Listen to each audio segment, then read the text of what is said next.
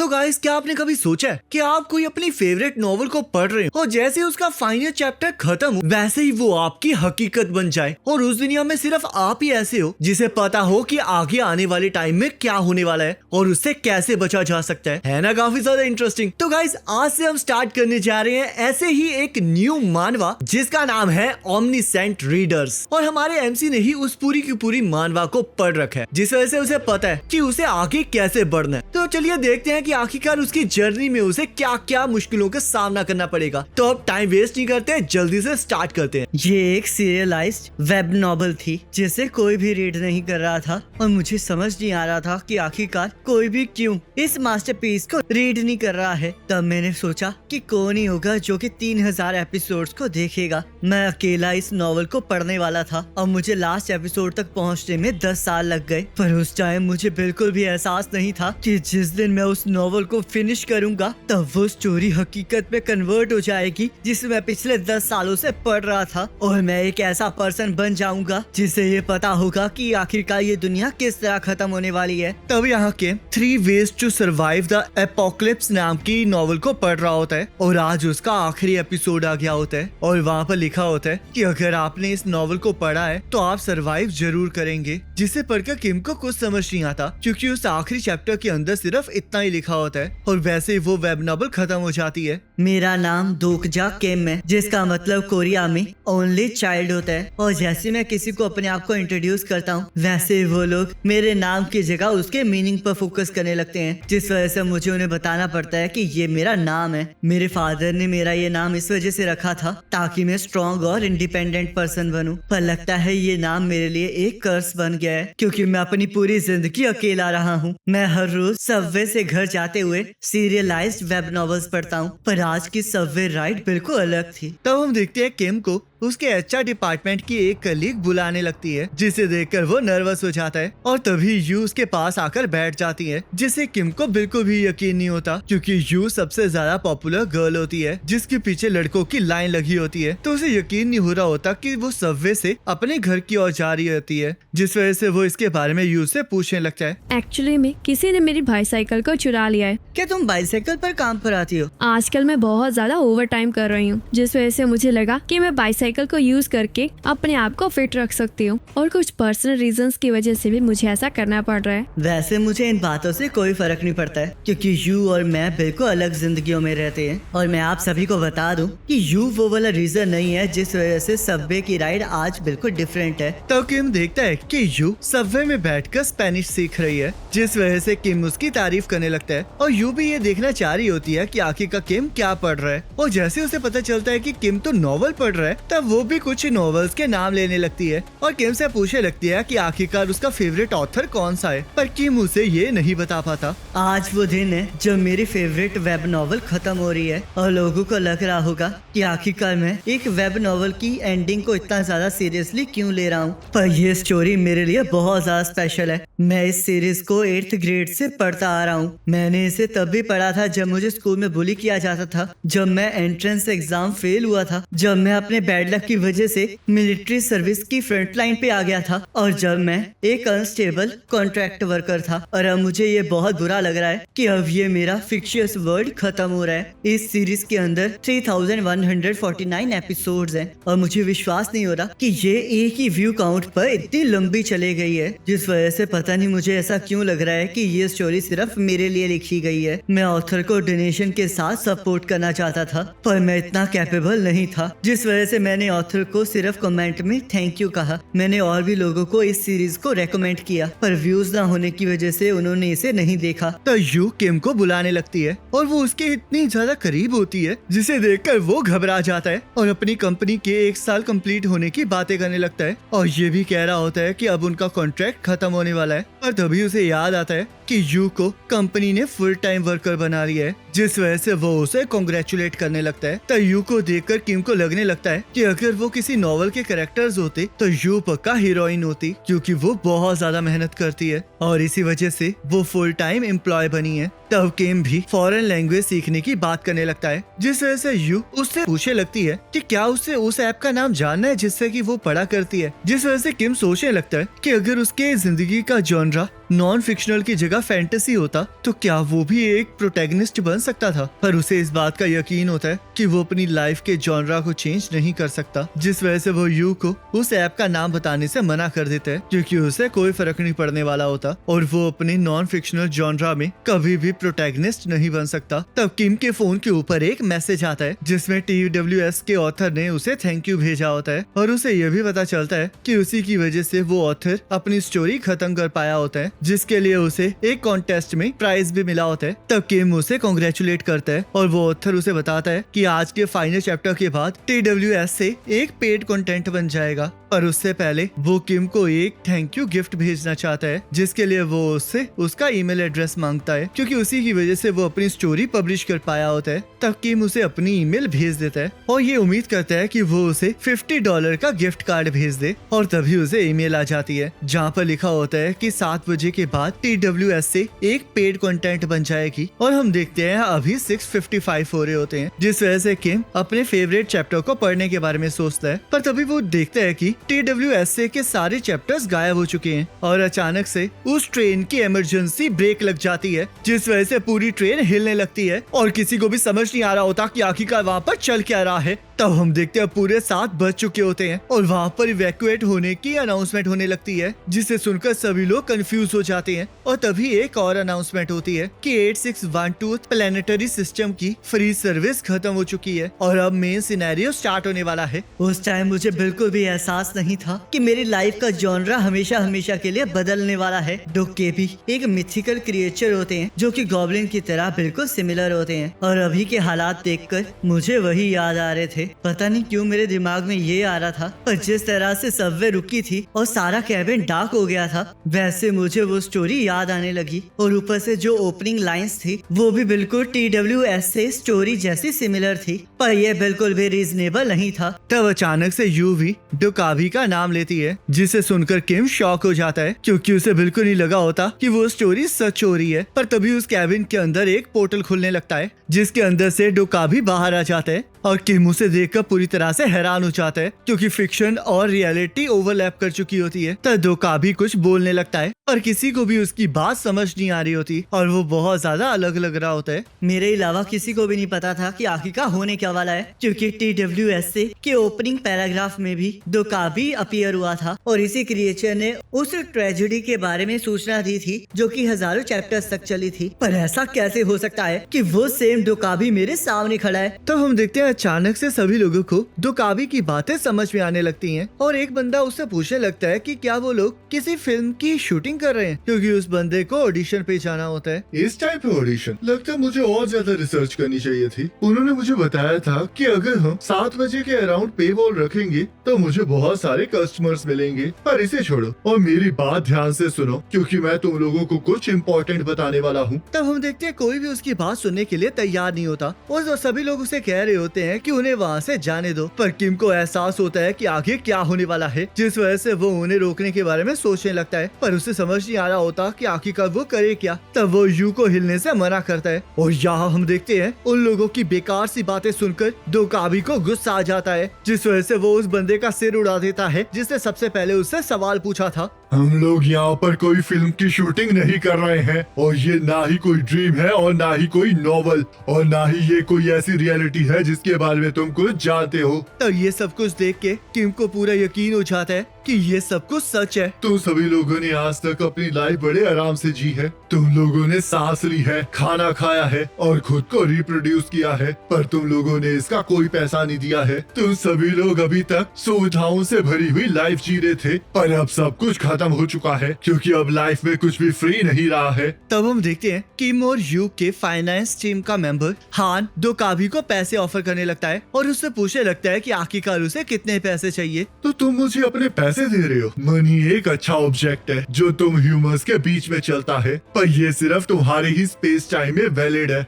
Microscopic dimension में इस paper की कोई वैल्यू नहीं है, तो इसलिए मैं तुम्हें वार्न कर रहा हूँ कि अगर तुमने फिर से ऐसा कुछ किया तो मैं तुम्हारे सिर को उड़ा डालूंगा। और हाँ, अब बातचीत का टाइम खत्म हुआ, क्योंकि तुम्हारा कर्ज बढ़ता ही जा रहा है, तो इसलिए अब मैं तुम्हें एक्सप्लेन नहीं करूंगा, जिससे कि तुम खुद पैसे कमाना सीखोगे। तो अब चैनल ओपन हो चुका है और कॉन्स्टिलेशंस भी आ रहे हैं, तब हम देखते हैं सबके सामने गेम की तरह एक स्क्रीन आ जाती है जिसमें उन्हें मेन सिनेरियो दिखाई दे रहा होता है और लिखा होता है कि अगर उन्हें अपनी वैल्यू को प्रूफ करना है तो उन्हें 30 मिनट के अंदर अंदर एक या फिर एक से ज्यादा लिविंग ऑर्गेनिजम्स को मारना होगा, जिसके लिए उन्हें 300 कॉइन्स मिलेंगे। पर अगर वो ऐसा ना कर पाए तो उन्हें मौत मिलेगी। और हम देखते हैं इस इवेंट की डिफिकल्टी F होती है। तो इसलिए ये सब के लिए तुम सभी को गुड लक। मैं उम्मीद करता हूँ कि अब मुझे बहुत ज्यादा इंटरेस्टिंग स्टोरी देखने को मिलेगी। तब सभी लोग ये सुन के घबरा जाते हैं और यू पुलिस को फोन करने लगती है, पर पुलिस उसका फोन उठा ही नहीं रही होती, जिस वजह से किम उसे शांत रहने के लिए कहता है। शांत हो जाओ यू, तुमने वो गेम खेली है ना जिसमें हमारी डेवलपमेंट टीम काम कर रही है,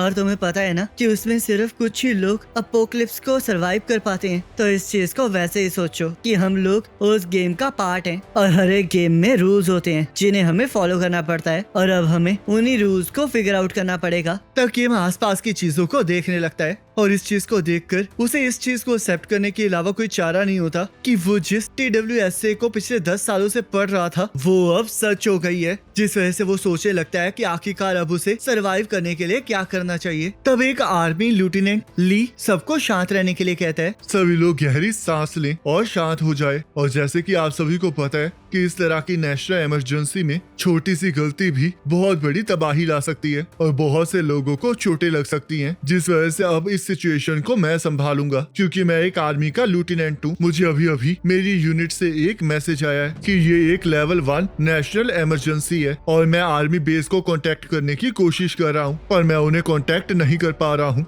तब कुछ लोग उसे प्रेसिडेंट को कांटेक्ट करने के लिए कहने लगते हैं, पर ली के पास उसका क्लियरेंस नहीं होता है, जिस वजह से लोगों को उस पर ज्यादा भरोसा नहीं होता। मुझे पहले से पता था कि ये जल्द ही एक नेशनल इमरजेंसी बन जाएगी, जिस वजह से मैं बिल्कुल भी सरप्राइज नहीं हूँ। पर मेरे लिए सबसे ज्यादा सरप्राइज की बात तो ये है कि मैं लेफ्टिनेंट ली को जानता हूँ। मैंने चाहे इसे कभी ना देखा हो, पर मैंने इसका नाम सुना है क्योंकि ये TWSA में एक सपोर्टिंग कैरेक्टर है। मुझे विश्वास नहीं हो रहा कि TWSA का कैरेक्टर मेरे सामने आ गया है। पर रुको जरा, क्या ली को इस तरह स्टोरी में इंट्रोड्यूस करवाया गया था? क्योंकि मुझे तो नहीं लगता कि वो इस तरह अपीयर हुआ था। ये तो फर्स्ट सिनेरियो के बाद आया था ना, तो आखिरकार ये चल क्या रहा है? काश मैं उस नॉवल को दोबारा से पढ़ पाता और जान पाता कि आखिरकार चल क्या रहा है। तब हम देखते हैं कोरिया के प्राइम मिनिस्टर की स्पीच स्टार्ट हो जाती है, जो कि बताते हैं कि ये एक अनआइडेंटिफाइड टेररिस्ट अटैक है जो कि अलग अलग कंट्रीज के ऊपर हुआ है और गवर्नमेंट इसे संभाल लेगी। पर हम देखते हैं कि इनको पहले ही पता होता है कि आगे क्या होने वाला है, और तभी हम देखते हैं कि प्राइम मिनिस्टर भी मारा जाता है। मैंने तुम्हें पहले ही कहा है कि ये किसी तरह का जोक नहीं है, पर लगता है तुम लोगों को अभी भी समझ में नहीं आ रहा है। तुम लोगों को क्या लगता है कि क्या हम लोग इस टाइम गेम खेल रहे हैं? ठीक है, मुझे मेरी रिसर्च से पता लगा है कि यहाँ के लोग गेम्स में बहुत अच्छे हैं। तो चलो फिर डिफिकल्टी को इंक्रीज किया जाए। अब तुम्हारे पास 30 मिनट नहीं बल्कि सिर्फ 10 मिनट है। और हाँ, अगर तुम लोगों ने अगले 5 मिनट में किसी को नहीं मारा तो इस कैबिन के सभी लोगों को मार दिया जाएगा। तब सभी लोग इस बात से घबरा जाते हैं और ली से पूछने लगते हैं कि आखिरकार उन्हें क्या करना चाहिए, जिस वजह से ली उन्हें शांत रहने के लिए कहता है। ये सब कुछ तो बिल्कुल वैसे ही हो रहा है जैसे कि TWSA की बिगिनिंग में हुआ था, पर मुझे ऐसा फील हो रहा है कि जैसे कि कुछ सही नहीं है। ली एक मेजर सपोर्टिंग कैरेक्टर है जो कि यहाँ पर अपीयर हो चुका है, पर आखिरकार अभी तक वो क्यों नहीं आया है? और अगर मुझे अच्छे से याद है तो मेरे हिसाब से वो किसी भी टाइम यहाँ पर आ सकता है। तब वो लोग नोटिस करते हैं कि उनके पीछे वाले कैबिन में किसी का मर्डर हो चुका है, जिस वजह से वो उस रास्ते को ब्लॉक करने के लिए उस तरफ जाते हैं, पर कोई भी उस रास्ते को छू भी नहीं पाता क्योंकि जब तक सिनेरियो कंप्लीट नहीं होता तब तक ना ही कोई उस कैबिन के अंदर आ सकता है और ना ही उस कैबिन से बाहर जा सकता है। कुछ कैबिन्स के अंदर तो काफी ज्यादा इंटरेस्टिंग चीजें हो रही हैं, बल्कि बाकी जगह तो लोगों ने स्टार्ट भी नहीं किया है। तो लगता है मुझे तुम लोगों को कुछ दिखाना ही पड़ेगा। तो चलो देखें कि अगर तुम अगले 5 मिनट तक कुछ नहीं करोगे तो तुम्हारे साथ क्या होगा। तभी उन सबके सामने एक क्लासरूम की फुटेज आ जाती है जिनकी टाइम लिमिट खत्म हो चुकी होती है, और हम देखते हैं एक एक करके वहाँ पर सभी लोग मरना स्टार्ट कर देते हैं, जिसे देखकर सबके होश उड़ जाते हैं। पर तभी एक लड़की अपनी एक साथी को मार देती है, जिस वजह से उस क्लासरूम में सिर्फ वही जिंदा बचती है। तो तुम लोगों को क्या लगता है, ये मजेदार है ना?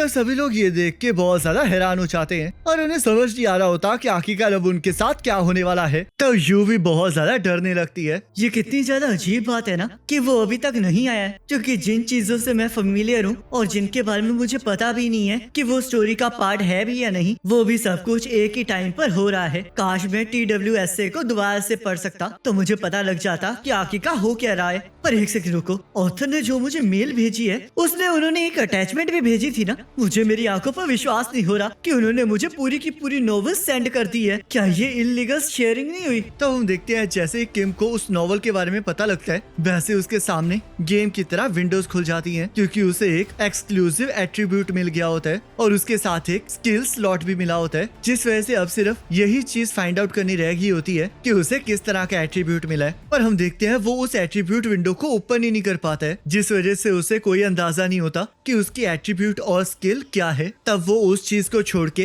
पहले अटैचमेंट की फाइल को ओपन करने लगता है, जिसे खोलते ही उसका एट्रीब्यूट एक्टिवेट हो जाता है और उसके सामने लिखा हुआ आ जाता है कि अब वो और भी ज्यादा तेजी से चीजों को पढ़ पाएगा, जिस वजह से किम 1 मिनट से पहले ही TWSA के चैप्टर को पढ़ लेता है। यहाँ पर तो कैबिन नंबर 3707 लिखा हुआ है और मेरा कैबिन नंबर 3807 है, तो शायद इसी वजह से मुझे सब कुछ अजीब लग रहा था, क्योंकि जो कुछ भी TWSA के फर्स्ट चैप्टर में हुआ था वो उस कंपार्टमेंट में हुआ था जिसमें प्रोटैगनिस्ट था और वो हमारे कैबिन का पिछला कैबिन है। पर रुको जरा, तो आखिरकार 3807 कैबिन वाले लोगों का क्या हुआ था? तब किम को नोवेल पढ़ के पता चलता है कि आखिरी में उस कैबिन के अंदर सिर्फ 2 ही लोग बचे थे और तब हम देखते हैं वहाँ पर मौजूद एक लड़का एक बंदे के ऊपर हमला कर देता है। मुझे याद आ गया है कि वो 2 लोग कौन थे जो कि बच गए थे, जिसका मतलब यू भी मर जाएगी, क्योंकि उन दोनों में से कोई भी इस कैबिन में जिंदा नहीं रहने वाला। तब हान आकर उस लड़के को रोकने की कोशिश करने लगता है ताकि वो उस बूढ़े आदमी को चोट ना पहुंचाए। क्या तुम देख नहीं सकते कि यहाँ पर चल क्या रहा है? क्या तुमने उस सीन को नहीं देखा है? क्या तुम्हें अभी भी समझ नहीं आ रहा है कि आर्मी हमें बचाने नहीं आने वाली? हमें ये चूज करना ही होगा कि हमें जीने के लिए किसे मारना है। मुझे पता है कि तुम क्या सोच रहे हो, तुम यही सोच रहे हो ना कि हम सबसे ऊपर हैं, तो आखिरकार हम लोग एनिमल्स की तरह सरवाइव करने के लिए दूसरों को क्यों मारें? अगर ये नॉर्मल सिचुएशन होती तो मैं इस बात पर एग्री करता, पर अब सिचुएशन चेंज हो चुकी है क्योंकि हमारे पास कोई चॉइस नहीं है। इसमें या तो हमें मरना होगा या फिर मारना होगा,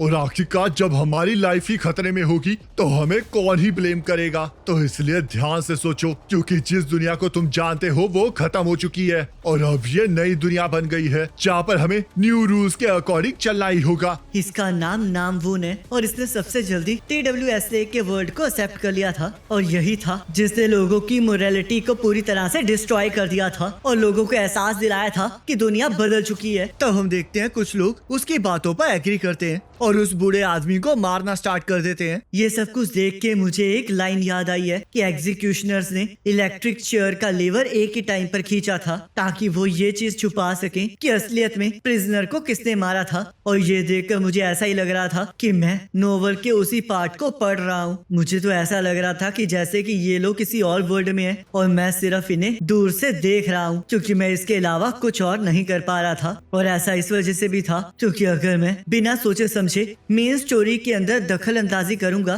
तो स्टोरी पूरी तरह से बदल जाएगी, जिसके बारे में मुझे भी पता नहीं चलेगा। पर क्या सच में मुझे उसे ऐसे ही मरने देना चाहिए? तो यू उन्हें रोकने के लिए आगे बढ़ने लगती है, पर किम उसे रोक लेता है और उसे समझाने लगता है कि अगर वो जाएगी तो वो लोग उसे भी मार देंगे। तो यू को देखकर किम को समझ में आ जाता है कि उस जैसे लोग कहीं भी शाइन कर सकते हैं, पर उसे पूरा विश्वास होता है कि यू भी उस स्टोरी को चेंज नहीं कर सकती क्योंकि वो उस दुनिया की हीरोइन नहीं है, जिस वजह से वो यू को वहाँ से हिलने से मना करने लगता है और खुद आगे बढ़ने लगता है। क्या मैं अभी भी इसमें बहुत जल्दी इंटरफेयर कर रहा हूँ? मैंने पहले इसलिए इंटरफेयर नहीं किया था क्योंकि मैं पहले सही मूवमेंट के आने का इंतजार कर रहा था और वो मूवमेंट अब आ चुका है। तब हम देखते हैं पिछले दरवाजे से तेज रोशनी आने लगती है और किम उन लोगों की तरफ भागने लगता है क्योंकि अब उस सिनेरियो को कंप्लीट करने के लिए सिर्फ 7.5 मिनट बाकी होते हैं। तब पीछे आग लगने की वजह से वापस स्मोक भर जाती है, जिससे कि किम सीधा जाके नामवून के साथ टकरा जाता है, जिससे कि नामवून को गुस्सा आ जाता है और वो किम से इसका कारण पूछने लगता है। पर किम उसे इग्नोर करके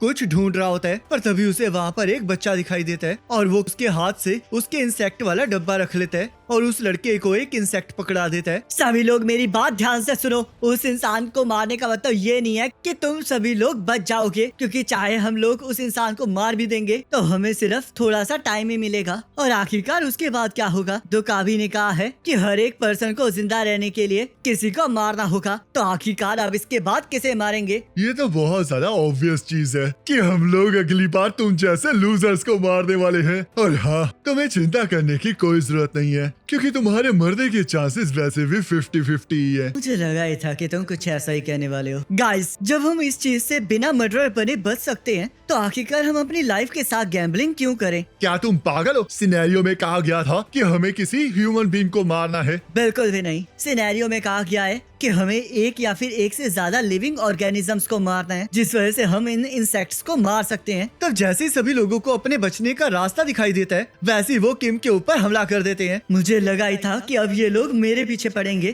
पर आखिरकार मुझे इसमें मजा क्यों आ रहा है? आखिरकार मैं हंस क्यों रहा हूँ? क्या मैं हमेशा से इस तरह का पर्सन था? तब किम अपने हाथ में रखे इंसेक्ट को मार देता है और बाकी इंसेक्ट्स को हवा में उड़ा देता है, जिस वजह से हम देखते हैं कि पहले लिविंग ऑर्गेनिज्म को मारने की वजह से किम को 100 कॉइन्स मिल जाते हैं और सभी लोग उन इंसेक्ट्स को ढूंढने लगते हैं। तब किम देखता है कि सिनेरियो खत्म होने में सिर्फ 3 मिनट ही बाकी है। आखिरकार तुमने ये क्यों किया? तो हमें वो इंसेक्ट्स दे भी सकते थे ना। मैंने ऐसा इस वजह से किया क्योंकि उस बॉक्स के अंदर सिर्फ 3 ही इंसेक्ट्स थे। तो क्या तुमने इस वजह से उन्हें फेंक दिया क्योंकि तुम्हें पता है कि हम सभी जिंदा नहीं बच सकते? तुम बिल्कुल सही कह रहे हो। मजाक मत करो। जो भी दिमाग से सही होगा वो ऐसे स्टूपिड रीजन की वजह से ऐसा स्टंट नहीं करेगा। सच बताओ, तुम सभी लोगों को अपनी जिंदगियों को बचाने के लिए लड़ते हुए देखना चाहते हो ना? तब किम को एहसास हो जाता है कि नोवल की तरह ही ये वाला नामवुन भी ऐसी सिचुएशंस को बहुत ज्यादा एंजॉय करता है। और तभी किम की स्किल एक्टिवेट हो जाती है, जिस वजह से उसे उसके सामने वाले कैरेक्टर की प्रोफाइल दिख रही होती है और उसमें उसके बारे में सब कुछ लिखा होता है। इसका एट्रीब्यूट तो एजलोड है। TWSA में बहुत से नए बने एजलोड्स उन नाइटमेयर को हैंडल नहीं कर पाए थे जो कि रियलिटी बन गए थे, जिस वजह से उन्होंने सुसाइड कमिट कर लिया।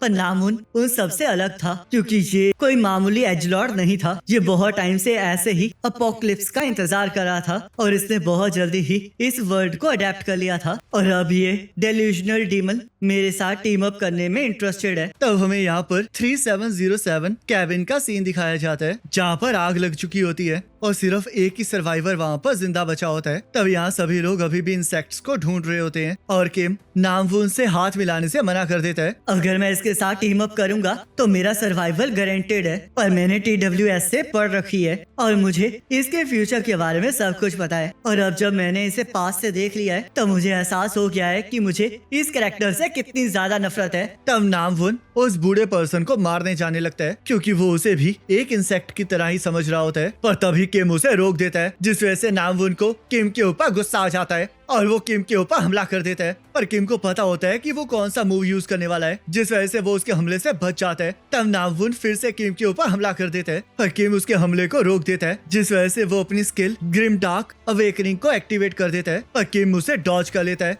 मुझे यकीन नहीं हो रहा कि इसने अपनी स्किल को इतनी जल्दी एक्टिवेट कर लिया है, और शायद इसी वजह से साइकोपैथ होने की वजह से भी प्रोटैगनिस्ट ने इसे रिक्रूट कर लिया था। तो क्या मुझे उस चीज का इस्तेमाल करना चाहिए? तब किम की नामवुन को लेकर अंडरस्टैंडिंग इंक्रीज हो जाती है और उसकी personal skill omniscient readers view point unlock हो जाती है, जिसके बारे में किम को कुछ समझ नहीं आता और नामवुन अंधाधुंध किम के ऊपर वार करना स्टार्ट कर देता है। पर किम उसके हर एक हमले से बच जाता है, क्योंकि उसकी omniscient readers view point skill activate हो चुकी होती है, जिस वजह से उसे पहले ही पता लग रहा होता है कि नामवुन किस जगह पर हमला करने वाला है, जिस वजह से किम उसके हमलों से बच पा रहा होता है। सेकंड स्किल एक्टिवेट होने के बाद मुझे ऐसा लग रहा है जैसे कि मैं इसके माइंड को पढ़ पा रहा हूँ, पर फिर भी मैं इसके हमलों को सिर्फ डॉज ही कर पा रहा हूँ। पर लगता है मुझे कुछ और देर तक इसे ऐसे ही रोक कर रखना पड़ेगा। तब हम देखते हैं सिर्फ 2 मिनट ही बचे होते हैं, जिसका एहसास नामवुन को भी हो जाता है और किम उस बूढ़े पर्सन को बचाने की कोशिश करने लगता है ताकि नामवुन उसे मार के इस सिनेरियो को क्लियर न कर ले। पर तभी नामवुन चाकू निकाल लेता है और अपनी नाइफ फाइटिंग स्किल का इस्तेमाल करके